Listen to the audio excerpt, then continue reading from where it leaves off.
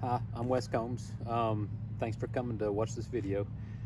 This is the question number 2 for the chamber, and this is my video response to that.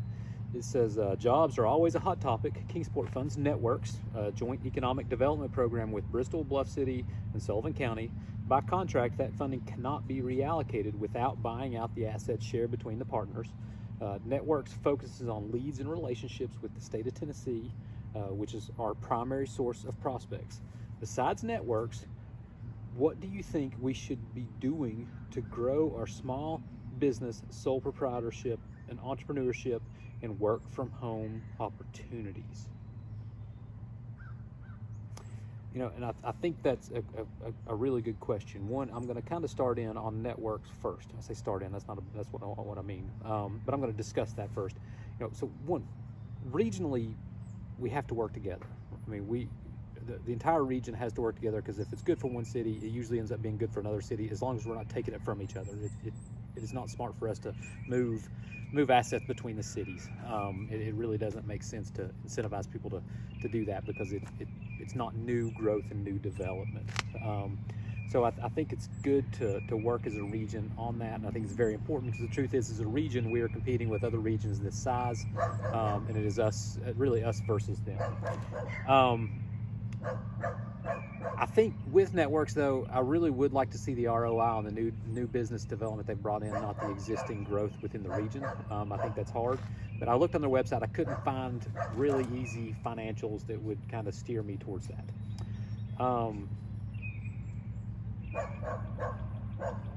I do think, related to, what do you think we should be doing to grow small business? I think this is really where I kind of tie in.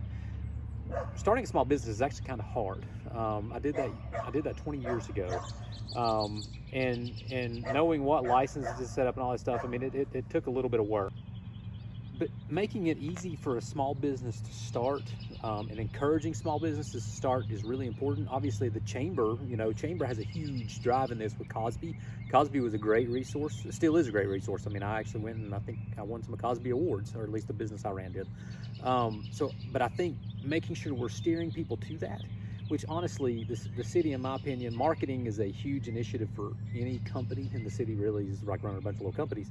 But with the chamber, marketing those resources and getting people to where they feel that they can achieve it and building their confidence is a really important thing for the city to do, because our city needs to be easy to start a business in and easy to succeed in. We can't pick the winners and losers of business, but we need to make sure it is not complicated and we remove all the red tape that's really out there. What can we do to help our downtown businesses that are already there, the ones that are starting? I think we need to figure out how to drive business downtown. With that, one harebrained idea, I don't think it's that wild, is why don't we build a electric car supercharging lot downtown with AEP? AEP is our electric. They've got the electric in Kingsport and have had it for years, and there's advantages and disadvantages to that. This could be one advantage to them doing that we could provide the electricity, and I'm not saying provide it for free. I don't think we need to do that. You can charge for these supercharging stations, but put those downtown in a lot. Make sure they're on the maps and everything, and cars will actually, people driving electric cars usually have a disposable income.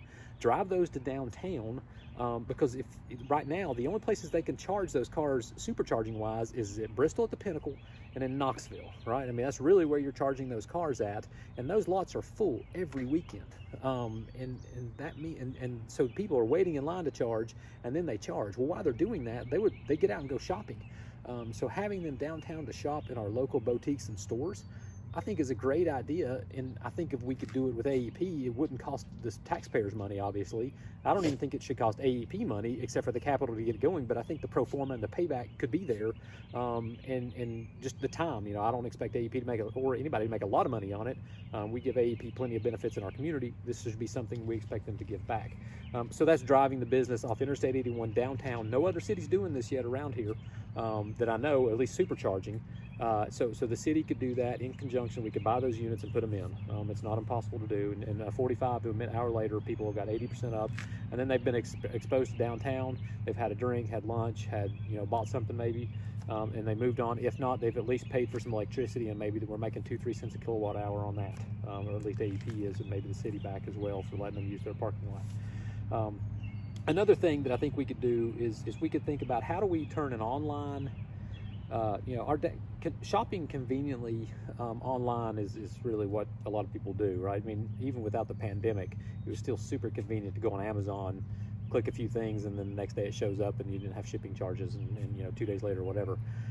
How do we get that to our small business? This isn't the city's problem to solve per se, but I think we could probably have some innovative people to do this, or at least help grease the skids to make it happen, to where it's really kind of a local small business, Kingsport specific Etsy, and maybe an entrepreneur out there would build this, but the Etsy thing where people will put their items up for sale and you can put several on a cart and you can buy from one, you can pay for them all at one time. And what the city could do if they wanted to on this is where they could invest to make it good for small business is, when you go to Walmart, they have those lockers where, you bought something online and it's in locker number 12, you go up to it and locker number 12 opens, you get your stuff out and you go. But we could literally do that like at the farmer's market or somewhere, have a locker system like that with the digital app tied to this whole online Etsy thing. And then people, the vendors would put the stuff in the lockers and the patron would go to the lockers and get it out and go, or they could go to the store and pick it up, but they would have that convenience there as well. And that's probably not a fully baked idea, but it is at least a concept of what the city could do really to promote some small business and kind of help grow that. Our work from home opportunities, that's really what Kingsport's all about. That was the last part of this. I say what Kingsport's all about, but with the change from COVID, work from home is super easy. We do have high-speed internet here, and it's pretty, it's pretty good. Charter doesn't do that bad, or Spectrum doesn't do that bad of a job. That's going to change as well. Starlink internet, satellite internet's coming. That's going to be just as fast as cable modems. The latency is going to be very similar, and it'll be, you can be in a farm 400 miles from anywhere and still get it, as long as the satellites are flying overhead, which they're going to be all over the world. That's literally stuff that we're going to see. We see it very short, a little bit north of us right now up in Virginia. Give that 2 to 3 more months, and we're going to start seeing it here in Kingsport, and you'll see these little dishes pop up everywhere. So working from home, I think, is a benefit of Kingsport, because people are going to want to move here, and that's where it goes. Well, they're going to want those modern conveniences of when self-driving cars are a good thing, and I don't think the self-driving cars with just the computers are going to be able to solve the world's problems. I think the roads are going to have to be retrofitted with sensors and technology, so that's where I'm saying Kingsport's going to have to really watch that. But being very progressive in those, I think, will help quite a bit. So that's kind of my answer to question number 2. Thanks for spending 5 minutes listening to that. And I really appreciate you kind of bearing with me through these questions. Again, I'm Wes Combs, and a vote for me is really a vote for the future. And I think of one of your 3 votes, the future deserves one.